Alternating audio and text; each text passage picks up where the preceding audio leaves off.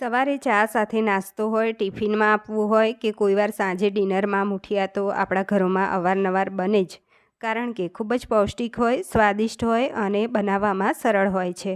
મુઠિયા આપણે અલગ અલગ રીતે બનાવતા હોઈએ છીએ. તો આજે મેં બનાવ્યા છે મકાઈના મુઠિયા. મુઠિયા ઓલરેડી ખૂબ હેલ્ધી અને ટેસ્ટી હોય જ છે. એમાં પણ મકાઈની મીઠાશ અને પોષણ ભળી જશે તો એનો સ્વાદ ડબલ થઈ જશે. તો ચાલો બનાવીએ. 1 કપ જેટલો મેં ઘઉંનો કકરો લોટ, 2 ટેબલસ્પૂન ચણાનો લોટ લીધો, 1.5 ટેબલસ્પૂન આદું મરચાં લસણની પેસ્ટ એડ કરી, સ્વાદ મુજબ મીઠું એડ કરવાનું છે. તો મેં 1 ટીસ્પૂન એડ કર્યું.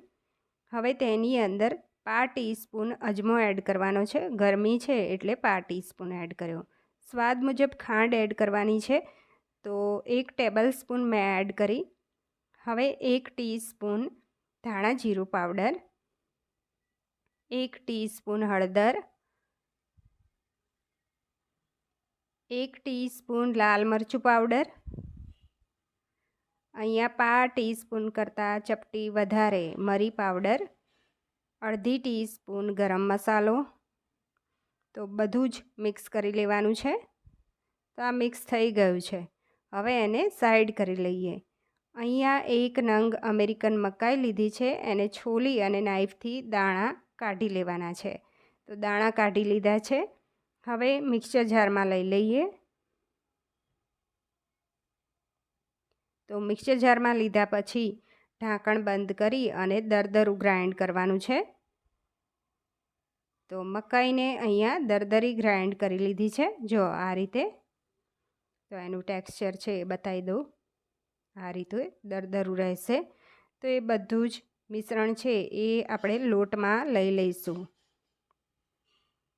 હવે ચપટી કુકિંગ સોડા એડ કરીએ.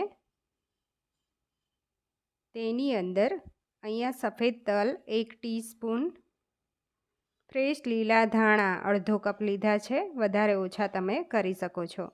2 ટીપડી તેલનું મોણ એડ કરીશું. બધું જ મિક્સ કરી લેવાનું છે હાથેથી. તો આમાં પાણીની જરૂર નહીં પડે. તો હવે અહીંયા 2 ટેબલસ્પૂન દહીં નાખીશું. તો આ દહીંથી જ આપણે લોટ બાંધવાનો છે. તો મીડિયમ એવો લોટ બંધાશે, નહીં કઠણ નહીં બહુ ઢીલો, એ રીતનો માપનો એવો લોટ બાંધી લેવાનો. જો આ રીતે. તો લોટ અહીંયા બંધાઈ ગયો છે. હવે એને 10 મિનિટ આપણે રેસ્ટ આપ્યો. 10 મિનિટ રેસ્ટ આપ્યા પછી થોડું તેલ નાખી અને લોટને કૂણવી લેવાનો છે. તો લોટ અહીંયા કૂણવાઈ ગયો છે.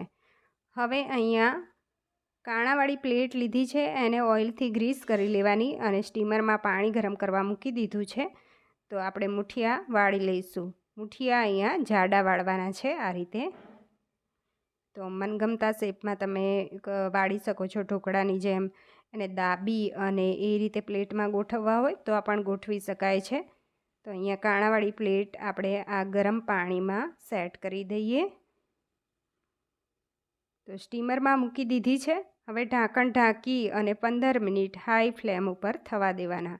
15 મિનિટ થઈ જાય એટલે ગેસની ફ્લેમ બંધ કરી લેવાની. તો અહીંયા મુઠિયા ચડી ગયા છે અને 5 મિનિટ એમનેમ રહેવા દેવાના ગેસ બંધ કર્યા પછી એને કાઢવાના.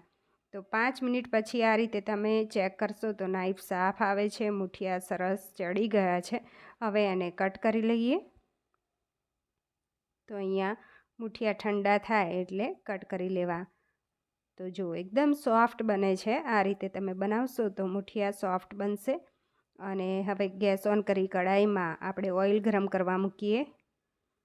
તો એની અંદર 1.5 ટીપડી જેટલું ઓઇલ ગરમ કરવા મૂક્યું છે. 1 ટીસ્પૂન રાઈ એડ કરીએ. 2 ચપટી હિંગ નાખીશું. તો હવે સફેદ તલ એડ કરીએ 1 ટીસ્પૂન. મુઠિયાને વઘારી લેવાના છે. તો હવે મુઠિયા એડ કરી લઈએ.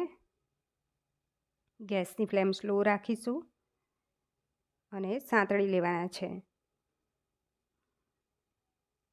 તો આ રીતે. હવે ગેસની ફ્લેમ બંધ કરી લેવાની અને ફ્રેશ લીલા ધાણા નાખી દઈશું ઉપરથી. તો અહીંયા લીલા ધાણા એડ કર્યા. તો એકદમ ટેસ્ટી એવા મકાઈના મુઠિયા તૈયાર થઈ ગયા છે. એને તમે સવારે સાંજે ગમે ત્યારે ભૂખ લાગે ત્યારે ખાઈ શકો છો. ફ્રેન્ડ્સ, આ રેસીપી ગમી હોય તો વિડીયોને લાઇક કરજો અને મારી ચેનલને સબસ્ક્રાઈબ કરજો. દોસ્તોમાં જરૂર શેર કરતા રહેજો અને કમેન્ટ્સ કરીને જણાવો કે મુઠિયા તમને કેવા લાગ્યા. મેં અહીંયા ટોમેટો કેચઅપ સાથે સર્વ કર્યા છે. તમે ચાય સાથે, કોફી સાથે, દહીં સાથે, અથાણા સાથે ખાઈ શકો છો.